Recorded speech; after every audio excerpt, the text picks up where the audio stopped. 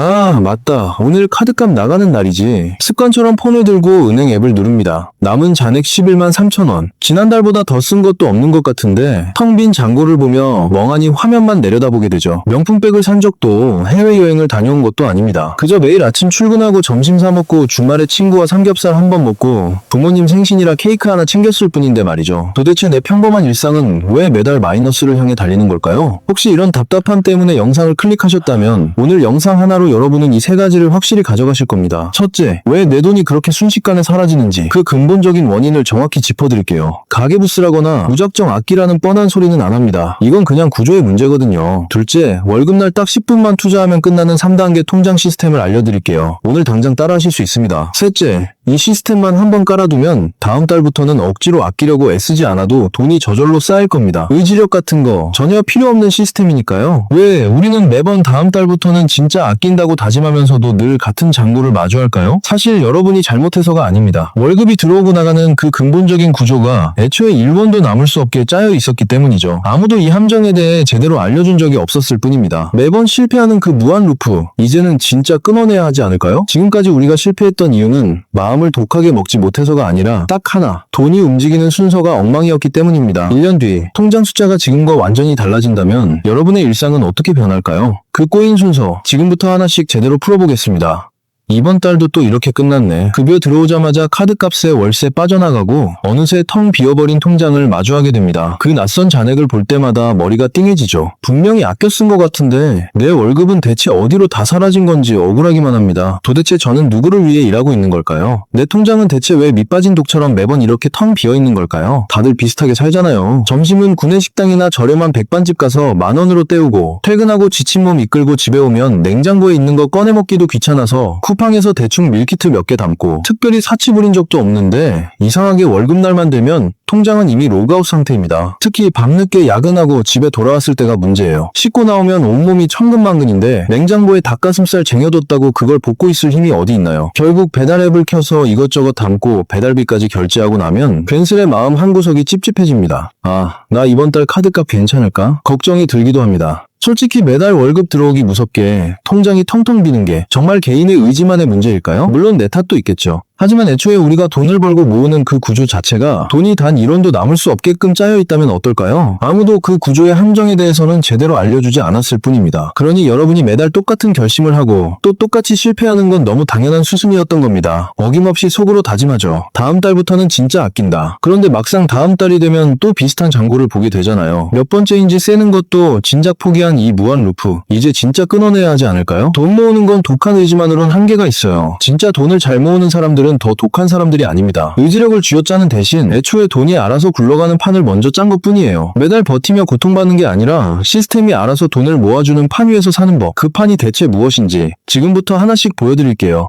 여러분 월급 들어오면 보통 어떻게 하세요? 카드값 나가고 월세 내고 이것저것 빠져나가는 거 다 보고 나면 이번 달은 그래도 조금 남겠는데? 싶죠? 그래서 남는 돈으로 저축 좀 해야겠다라고 생각하는데 신기하게도 막상 월말이 되면 통장은 다시 텅 비어 있죠. 그게 여러분이 돈을 펑펑 쓰거나 헤프게 써서 그런 게 아닙니다. 통장에 찍힌 잔액을 보는 순간 우리 뇌가 아주 기가 막히게 이번 달 좀 여유 있네? 라며 보상 심리가 발동되기 쉽기 때문이에요. 그 생각이 드는 순간부터 평소엔 걷던 길도 습관적으로 택시를 부르게 되고 소박한 저녁 대신 3만원짜리 찜닭을 배달시키고 장바구니에 담아뒀던 니트까지 결제하게 되는 거죠. 사실 이건 여러분의 잘못이 아니라 통장에 잔액이 보이면 뇌가 본능적으로 써도 된다는 신호를 먼저 보내버리는 우리 뇌의 아주 당연한 작동 방식인 거거든요. 그런데 참 아이러니하죠. 우리는 뇌가 잔액을 보는 순간 소비 본능이 살아난다는 걸 이미 몸소 체험하고 있거든요. 그런데도 여전히 남으면 저축하겠다는 무리한 목표를 세우며 밑빠진 독에 물을 붓고 있는 거예요. 뇌는 잔액을 확인하는 순간부터 이미 얼마를 써도 될까? 를 계산하기 시작하는데 말이죠. 그렇다면 이 본능적인 굴레에서 벗어날 방법은 딱 하나입니다. 내가 잔액을 확인하기 전에 돈을 먼저 사라지게 만드는 것입니다. 방법은 간단해요. 월급 바로 다음날 저축할 돈을 자동으로 빠져나가게 설정하세요. 처음엔 딱 10만원이면 충분합니다. 핵심은 금액이 아니라 내 손이 닿지 않는 곳으로 먼저 격리하는 것입니다. 만약 저축할 돈을 내 손으로 직접 이체하려고 하면 매달 수만 가지 갈등이 생겨요. 이번 달은 경조사가 많으니까 다음 달에 2배로 할까? 혹은 이번 달엔 좀 빠듯하니까 5만원만 할까? 이런 고민이 드는 순간 이미 저축은 실패한 겁니다. 우리 뇌는 항상 가장 편한 길, 즉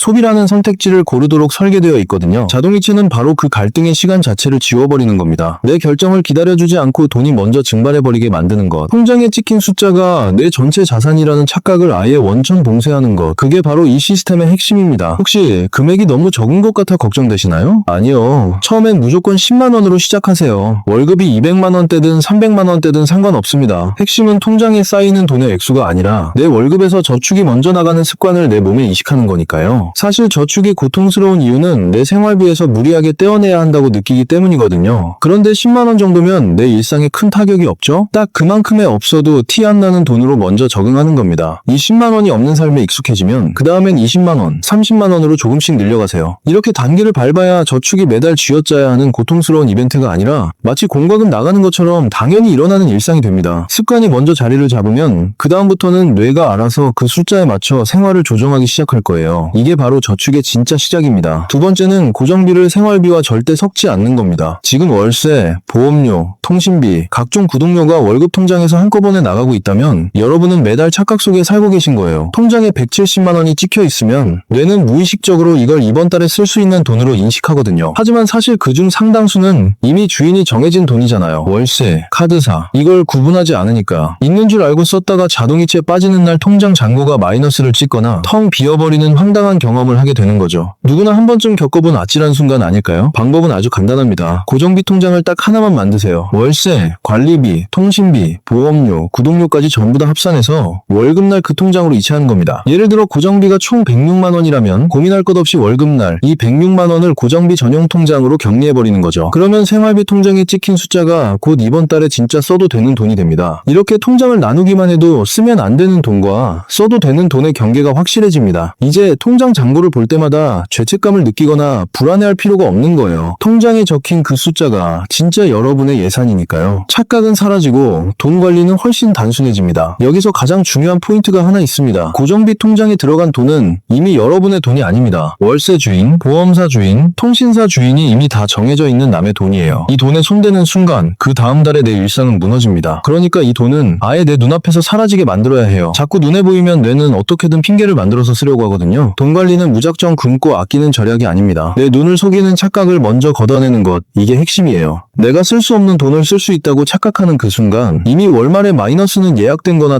다름없으니까요. 고정비 통장은 그 착각을 원천 차단하는 가장 확실한 울타리인 셈이죠. 세 번째는 변동비에 명확하게 선을 긋는 겁니다. 식비, 카페, 친구들과의 약속, 쇼핑 같은 항목들 말이죠. 이런 돈들은 쓸 때마다 꼭 그럴듯한 이유가 따라붙어요. 오늘 야근했으니까 이 정도는 먹어도 되지. 오랜만에 만난 친구인데 기분 좋게 써야지. 하나하나 따져보면 다 맞는 말이에요. 나름 합리적인 소비거든요. 그런데 그 합리화가 한 달 내내 반복되면 결과는 어떨까요? 결국 매번 예산을 초과합니다. 왜냐면 애초에 한도라는 기준 자체가 없었으니까요. 우리는 매달 나를 위한 보상이라는 이름으로 미래의 내 돈을 미리 끌어다 쓰고 있었던 겁니다. 돈을 잘 모으는 사람들은 이 항목들에 미리 숫자로 선을 그어둡니다. 이번 달 식비는 45만 원까지, 카페는 3만 원, 약속 비용은 20만 원, 이런 식으로요. 신기한 게 뭔지 아세요? 이렇게 한도를 정해두면 오히려 소비가 더 자유로워집니다. 한도가 없을 땐 쓸 때마다 이거 써도 되나 싶어 불안하고 쓰고 나서 는 자책하느라 바빴잖아요. 그런데 미리 정해둔 예산 안에서 쓰는 거라면 그 돈은 써도 되는 내 돈이 되는 거예요. 죄책감 없이 당당하게 쓰고 남은 금액을 보며 안심하는 거죠. 한도가 없을 때보다 오히려 마음이 훨씬 더 편안해집니다. 예산이라는 틀이 여러분의 소비를 통제하는 게 아니라 오히려 여러분의 일상을 보호해주는 안전장치가 되는 겁니다. 처음부터 너무 욕심내지 마세요. 이번 달 변동비 한도는 지난달 썼던 금액 그대로 잡으시면 됩니다. 갑자기 생활비를 확 줄이면요? 열흘을 못 버텨요. 예를 들어 지난달 시기로 60만 원을 썼다면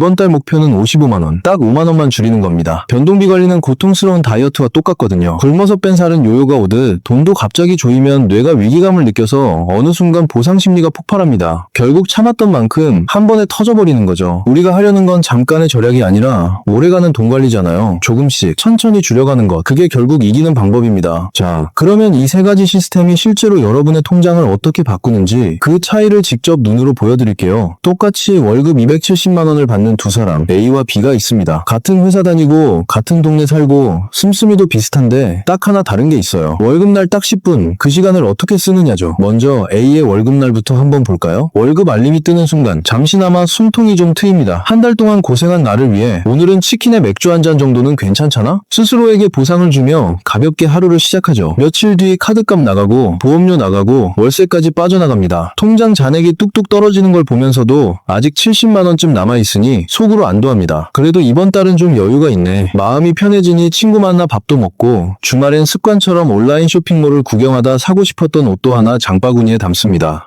그렇게 한 달이 지나고 월말이 되어 통장 앱을 켜봅니다. 잔액 14만 2천 원. 화면을 보자마자 한숨부터 푹 나옵니다. 아, 이번 달도 결국 저축은 물 건너갔네. 다음 달부턴 진짜 아껴야지. 그런데 이 다짐, 이번이 처음일까요? 지난달에도 그 전달에도 똑같이 했던 말이잖아요. 지난 1년 내내 다짐만 반복했는데 통장 잔액은 1년 전 그날과 단 1원도 다르지 않습니다. A는 오늘도 자기 자신을 탓하며 잠듭니다. 그때 시작했어야 했는데 라고 자책하면서요. 12번의 다짐을 하고 12번 모두 실패한 지난 1년. 정말 당신의 의지가 부족해서였을까요? 아니면 애초에 돈이 남을 수 없는 텅 빈 길 위를 걷고 계셨던 건 아닐까요? 반면 B는 월급날 딱 10분만 다르겠습니다. 월급이 찍히자마자 저축 20만 원부터 자동이체로 떼어냅니다. 그 다음 월세와 공과금, 보험료 같은 고정비 83만 원을 고정비 통장으로 분리해버리죠. 이제 B의 손에 남은 돈은 167만 원. 이 돈으로 4주를 버티는 겁니다. 주당 40만 원씩이요. B라고 친구를 안 만날까요? 커피를 참을까요? 아니요. B도 똑같이 즐깁니다. 다만 지금 내가 진짜 써도 되는 돈이 얼마인지 명확히 알고 쓸 뿐이에요. 전체 잔액이 내 돈이라는 착각에 빠져 무리하지 않는 거죠. 그렇게 한 달을 보내고 월말이 되면 B의 저축 통장엔 20만 원이 오롯이 쌓여 있습니다. B가 더 독한 사람이라서일까요? 아니요. B가 한 건 단 하나, 저축을 내 결정 밖으로 꺼내버린 것뿐입니다. 자, 1년 뒤를 볼까요? A의 통장은 여전히 월말마다 바닥입니다. 그러다 예상치 못한 병원비나 경조사가 생기면 당장 몇백만 원이 없어 카드론을 알아봅니다. 이자를 확인하며 밀려오는 자괴감. 사실 A는 딱히 나쁜 짓을 한 적도 없는데 매달 숨막히게 쫓기는 기분으로 1년을 버텼습니다. 반면 B의 저축 통장엔 240만 원이 쌓여 있습니다. 매달 20만 원씩 자동이체된 결과죠. 갑작스러운 병원비가 생겨도 B는 당황하지 않습니다. 그냥 통장을 열어 해결합니다. 친구 결혼식, 갑작스러운 경조사에도 B에겐 몇 달은 거뜬히 버틸 단단한 바닥이 있거든요. 하지만 정말 중요한 차이는 통장에 찍힌 숫자가 아닙니다. A는 경조사 문자 하나에도 한숨부터 나옵니다. 매달 살얼음판을 걷듯 느끼는 만성적인 불안감. 반면 B는 다릅니다. 내 삶을 지탱해주는 흔들리지 않는 바닥이 있다는 그 안도감. 이건 돈이 엄청나게 많아서가 아니라 내 삶을 보호해줄 구조를 만들었다는 데서 오는 자신감이에요. 그 단단한 바닥을 만드는 데 걸린 시간 고작 10분이었습니다. 여러분은 지금 A인가요? B인가요? 그리고 딱 1년 뒤 정말 어느 쪽의 삶을 살고 싶으신가요? 지금까지 돈을 못 모았다고 해서 앞으로도 영영 안 될 사람이라는 뜻은 결코 아닙니다. 그러니 너무 자책하지 마세요. 당신이 독하지 못해서 혹은 의지가 약해서 실패했던 게 아니에요. 그저 월급이 들어오고 나가는 순서가 애초에 돈이 1원도 남을 수 없게끔 잘못 짜여 있었던 것뿐입니다. 방법이 틀렸던 거고 구조가 잘못되었던 거죠. 그게 전부예요. 오늘 이전까지의 실패는 전부 거기서부터 시작된 거였습니다. 돈은 독한 의지로만 모으는 게 아닙니다. 애초에 버티지 않아도 돈이 알아서 모이는 구조를 만드는 게 진짜죠. 그런데도 우리는 매번 이번 달엔 진짜 아껴야지라는 공허한 다짐만 반복하며 스스로를 괴롭히고 있진 않나요? 오늘 해야 할 일은 딱 하나입니다. 지금 당장 통장 앱을 켜세요. 그리고 자동이체 설정에 들어가서 딱 3가지만 입력하세요. 금액은 10만 원, 출금일은 월급 다음날, 그리고 받는 곳은 따로 만든 저축 통장으로. 이거 5분도 안 걸립니다. 그런데 이 5분이 여러분의 1년 뒤를 완전히 바꿔놓을 거예요. 생각보다 훨씬 간단하죠? 진짜입니다. 지금 바로 시작해보세요. 통장 이름을 이렇게 바꿔보세요. 먼저 사라지는 돈. 이건 쓰고 남아서 모으는 유약한 돈이 아닙니다. 월급이 내 눈에 들어오기 전에 미리 증발해버리는 당신의 미래를 향한 가장 확실한 약속이죠. 내가 볼 수 없으면 쓸 수도 없습니다. 그게 이 구조의 핵심이에요. 처음엔 10만 원이 별거 아닌 것처럼 보이죠? 하지만 딱 6개월만 지나서 통장을 열어보세요. 60만 원이 그 자리에 고스란히 찍혀있을 겁니다. 내가 특별히 아등바등한 것도 없는데 그냥 거기에 돈이 쌓여 있는 거예요. 그 순간 여러분은 이전과는 완전히 다른 감각을 깨닫게 됩니다. 나도 진짜 돈을 모을 수 있는 사람이었네? 그 짜릿한 성공의 맛을 딱 한 번만 보면 그 다음부터는 20만 원, 30만 원으로 올리고 싶어 손이 근질거릴 겁니다. 저축이 그렇게 스스로 굴러가기 시작하는 거예요. 오늘부터 삶을 통째로 바꾸겠다는 무리한 욕심은 버리세요. 밀린 가계부 때문에 스트레스 받지 말고 출근길 커피 한 잔 끊겠다고 스스로를 괴롭히지도 마세요. 다음 달부터 아껴야지라는 그 지겨운 다짐도 오늘로 끝입니다. 매달 리셋되는 당신은 그 불안한 다짐을 붙잡고 계실 건가요? 아니면 내가 해지하기 전까지 절대 멈추지 않는 자동이체라는 시스템에 내 미래를 맡기실 건가요? 다짐은 매달 사라지지만 자동이체는 스스로 굴러갑니다. 의지력이 필요 없는 거죠. 구조가 당신을 대신해서 묵묵히 모아주니까요. 다음 영상에서는 오늘 만든 이 구조를 더 단단하게 만드는 방법을 다룰 겁니다.